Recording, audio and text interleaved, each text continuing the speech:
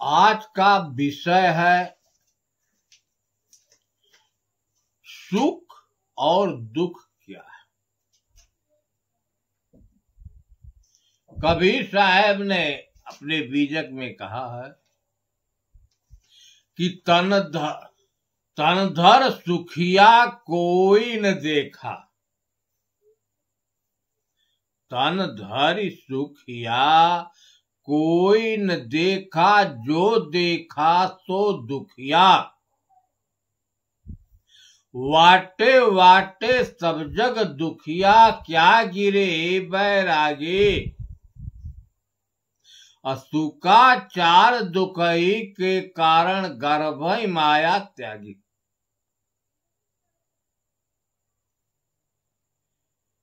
या बीजक में उन्होंने लिखा कि जितने मनुष्य शरीर धारण किए हैं, कोई सुखी नहीं दिखाई दे रहा है। जिससे पूछा जा रहा है वो अपना दुख ही व्यक्त कर रहा है। सुखदेव जी इतने बड़े त्यागी थे, लेकिन उनको कौन दुख आया कि पैदा हुए और घर द्वार छोड़कर बैराग में चले गए।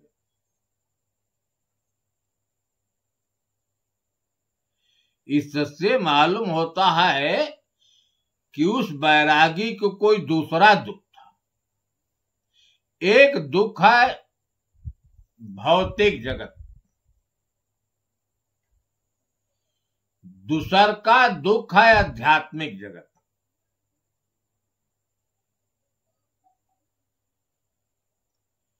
दुख है क्या, पहले हम इस पर विचार करें।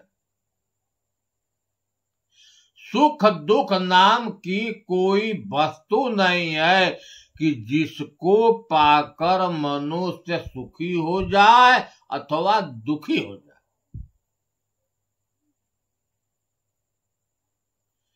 हमारे जीवन में परिस्थितियां हमेशा आती हैं और जाती हैं।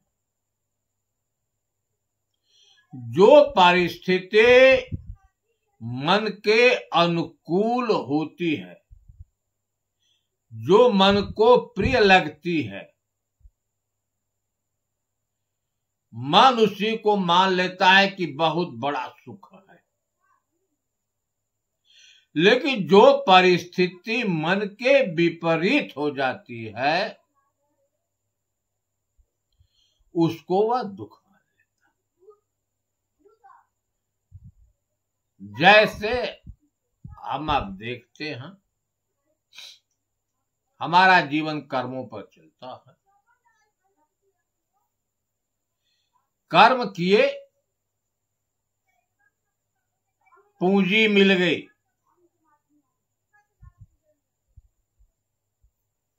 करोड़ 2 करोड़ रुपया हमने कमाया। पैसे से क्या हुआ, साधन हुआ,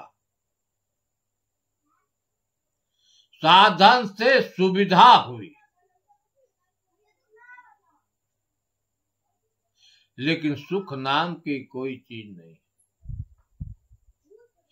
इसी को मन जो है सुख मान लेता है कि यही सुख है, और वह पूंजी किसी कारण से हमारे पास से चली जाती है तो वह दुख हो जाता है। सुख दुख मन की मानंदी है। अष्टावक्र जी ने कहा है जनक से कि अय जनक, धर्मा धर्मो सुखम दुखम मानसानि न ते विभो। जो धर्म है और अधर्म है, यह भी एक मानंदी है। धर्म और अधर्म यह मानंदी है, माना गया है। उसी प्रकार सुख और दुख जो है मानंदी है, माना गया है। मानने वाला यही मन है। हमारे यहाँ शास्त्रों में दुख का वर्णन है। दैहिक दैविक भौतिक तापा राम राजनय काहू व्यापा।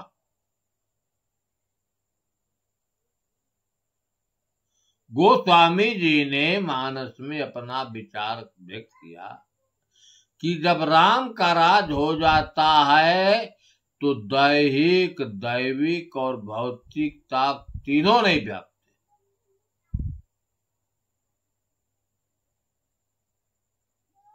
अथवा जब राम का राज था तो दैहिक दैविक और भौतिक ताप तीनों नहीं थे।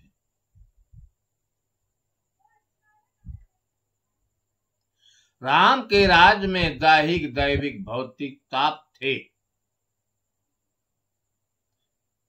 अयोध्या के राम के राज में, लेकिन जो हृदय में राम है उसमें जब मन रम जाता है तब दैहिक दैविक भौतिक ताप नहीं होते, क्योंकि वह जानता है दैविक दैहिक और भौतिक तीनों प्राकृतिक जगत के हैं। चेतन से इसका कोई संबंध नहीं है। इसका संबंध मन तल पर है, शरीर तल पर। दैहिक क्या है, दैविक क्या है और भौतिक क्या है, हम इस पर थोड़ा विचार करें। दैहिक का मतलब होता है जलाने वाला दुख, आग, ईर्ष्या, दूसरे की पूंजी को देखकर मनुष्य के अंदर जलन हो जाती है, ईर्ष्या हो जाता है, द्वेष हो जाता है, क्रोध हो जाता है। यह सब आग ही है। यह दैहिक है। कोई आदमी विकास की तरफ जा रहा है, उसका पड़ोसी देखता है तो अपने दुख से दुखी नहीं होता, दूसरे के सुख से वह दुखी हो गया कि यह कैसे सुखी है। यही ईर्ष्या द्वेष की आग में वो जल रहा है। बिरले लोग छूटे हैं इस आग से। यह आग सबको जला रहा है। यह आग की अग्नि तब शांति होगी जब संतोष हो जाएगा, क्योंकि बिन संतोष न काम न साही, अकाम यचत सुख सपने। जब संतोष हो जाएगा तब शांति रूपी जल मिलेगा, तब यह द्वेष की अग्नि बुझेगी। जब यह समुद्र में नहाएगा तब अग्नि बुझेगी। समुद्र क्या है? आत्म ज्ञान।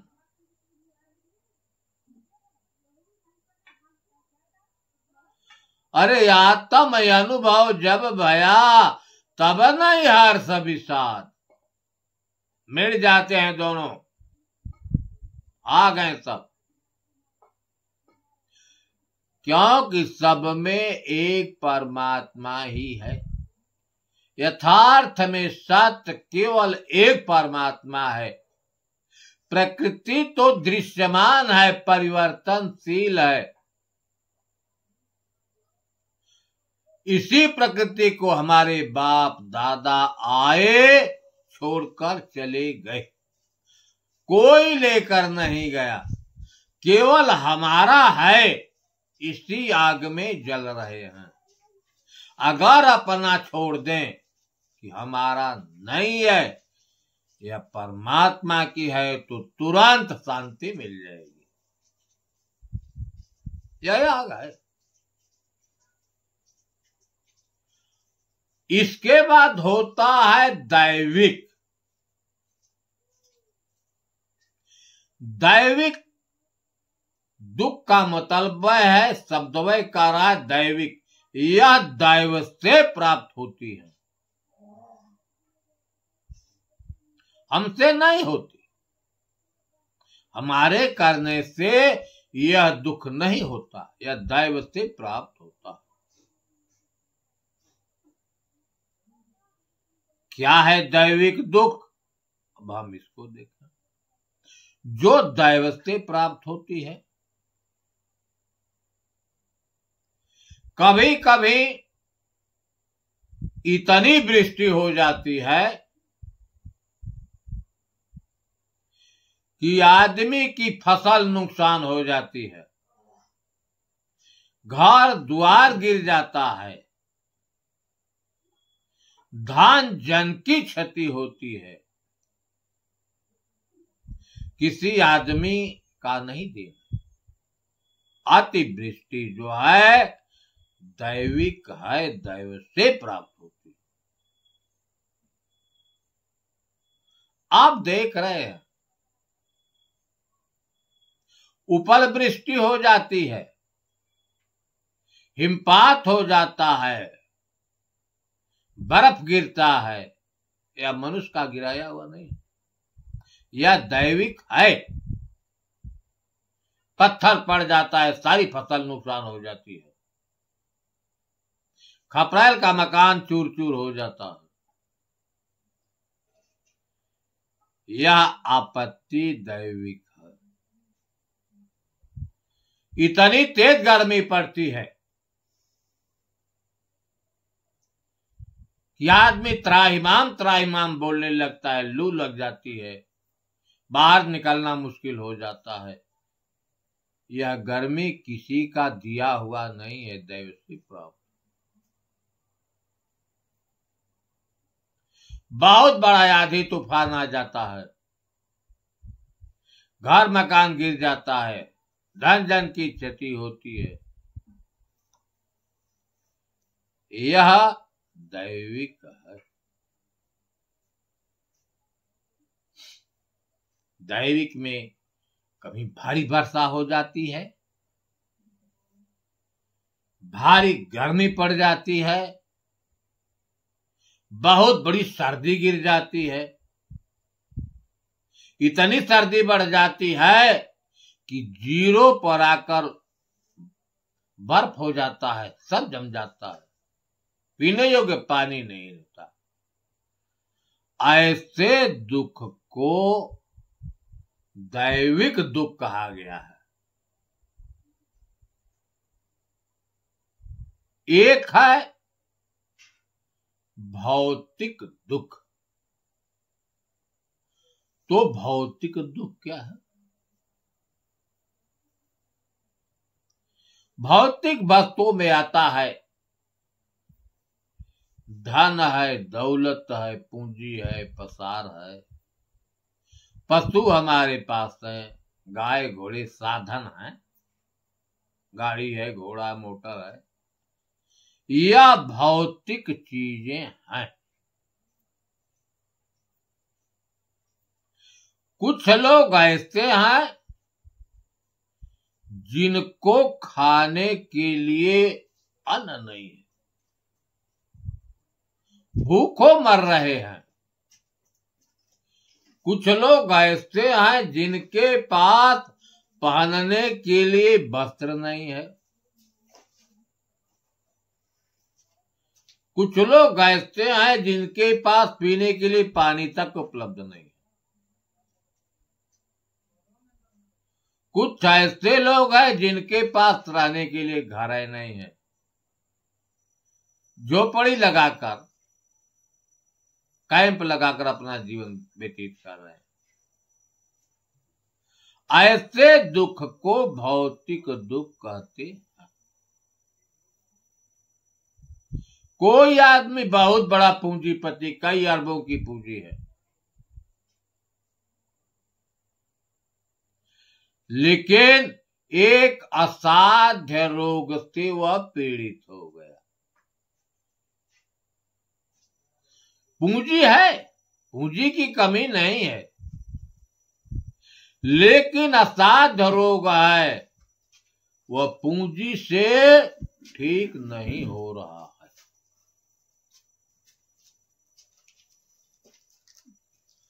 ऐसे बहुत सी व्याधियां हैं। कुछ लोग ऐसे हैं कि बड़ा पूंजी है, लेकिन न उनके पास कोई पुत्र है न पौत्र है, संतान से हीन है। अब विचारणी बात है कि सारी दुनिया धन को सुख मानती है, धन ही सुख है, इतनी बड़ी पूंजी है, लेकिन न एक पुत्री है न। अब उस दुख से वे दुखी हैं। ये तीन ताप आप देख रहे हैं कि एकदम सब लोग इससे पीड़ित हैं, कोई छोटा नहीं है। साधु हैं, लेकिन उनके लिए धन की चाह है कि बिल्डिंग हमारी हो जाए, गाड़ी घोड़ा हो जाए, हम हवाई जहाज से चलें। शांति नहीं मिल रही है। शांति तो तभी मिलेगी जब कामना का नाश होगा। गोस्वामी ने लिखा कि बिन संतोषन काम न साही, अकाम यछत सुख सपने हो। कामना जब भी होती है सांसारिक वस्तुओं की होती है, प्रकृति की कामना होती। जैदम कामना है, इच्छा है, तैदम सुख का। चाहे स्वर्ग की चाह हो, चाहे वैकुंठ की चाह हो, चाहे धन की चाह है, तब शांति नहीं मिल सकती। बिना शांति का सुख नहीं मिल सकता। इसके बाद या तो भौतिक जगत है, दैहिक, दैविक और भौतिक। आध्यात्मिक दुख। हम क्यों बार बार जन्मते हैं? क्योंकि जन्मत मरत दुसह दुख होई, ऐसा लेख है।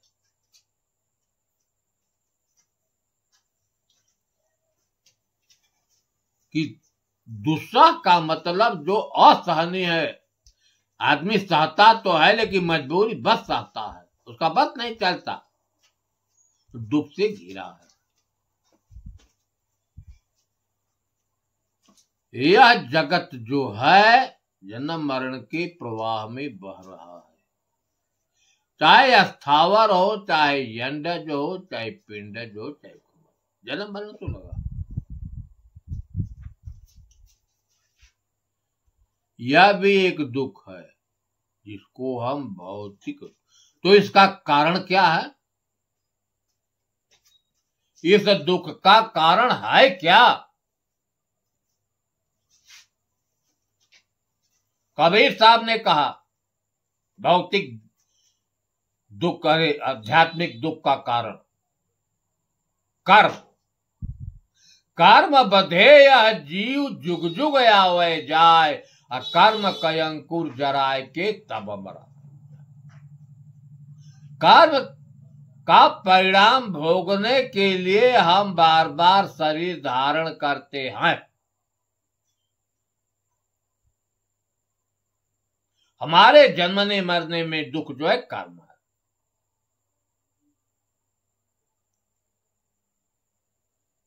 देवगुरु बृहस्पति ने इंद्र से यही कहा कि हे इंद्र, इसमें रहने वाला परमात्मा जो है सम है। यद्यपि सम नहीं राग न रोसो, गई न पाप पुण्य गुण दोषो। वह किसी के पाप पुण्य को नहीं लेता। कर्म प्रधान विश्व करी राखा, जो जस करई सो तब। कर्मों का परिणाम पाने के लिए हम बार बार जन्म लेते हैं। कर्म में है पुण्य और एक है पाप। एक पुण्य है, एक पाप। पुण्य क्या है? परहित सरिस धर्म नहीं भाई, पर पीड़ा सम नहीं अधिमाई। दूसरे को दुख देना पाप और दूसरे को सुख देना पुण्य, यही है। अगर पुण्य सकाम है, कामना को लेकर किया गया है, तो उसका परिणाम बनेगा। परिणाम पाने के लिए शरीर धारण करना पड़ेगा। अगर सबसे बड़ा दुख है तो जन्मना मरना, तो उसमें हेतु है कर्म।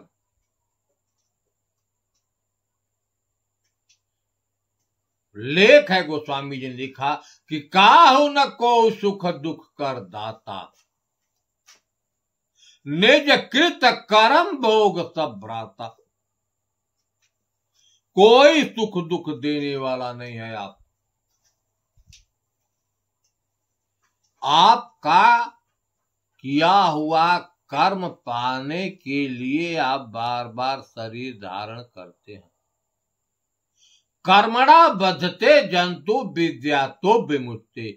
यह प्राणी जो है कर्म से बचता है और ज्ञान से मुक्त। कर्म ही बंधन है और कर्मों का परिणाम पाने के लिए शरीर है, जो दुख का कारण हम मानते हैं। भौतिक आध्यात्मिक जगत में अगर दुख है तो यही पाप और पुण्य। पाप पुण्य का परिणाम पाने के लिए हम बार बार शरीर धारण करते हैं। विचार करके ऐसा देखा गया है। अगर जन्मना मरना दुख है तो उसमें हेतु है हमारे कर्म, पाप और पुण्य। कबीर साहब ने एक साखी छोटे में कहा कि पाप पुण्य द्वय चक्की कहिए खूंटा द्वैत लगाया, तय चक्की तर सबय पिसाने सिर नर मुनि न बचाया। चक्की चली जो राम की पीसा सब जग झार, काई कबीर सो बात है खूंटा दिया। सुख और दुख क्या है? दो पाठ है, एक पाप और एक पुण्य। चक्की की द्वैत माने कोई दूसरा। हम दूसरे हैं, आप दूसरे हैं। द्वैत का व्यवहार होने लगता है। अगर मनुष्य को मालूम हो जाए कि हम तो एक ही हैं, तो द्वैत मिट जाता है। इसलिए द्वैत को मिटा दीजिए, पाप पुण्य से रहित हो जाइए, दोनों से दूर हो जाइए। द्वैत भाव को मिटाकर समदर्शी हो जाइए। तब तो यह जो आध्यात्मिक दुख है इसका नाश हो सकता है, वरना कोई उपाय नहीं। केवल एक माध्यम है, ज्ञान। ज्ञान ही से मुक्ति पाई जाती है दुखों से। लेकिन ज्ञान क्या है? क्या सत्य है, क्या असत्य, इसका ज्ञान होना चाहिए। क्या भला है, क्या बुरा, क्या दुख का कारण है, क्या सुख का कारण, इसका बोध। और आत्म तत्व की अनुभूति, साक्षात्कार, यह जब होगा तभी भौतिक दुख का, आध्यात्मिक दुख और भौतिक दुख दोनों नाश हो जाए। क्योंकि ज्ञान रूपी अग्नि में जो आता है सब जल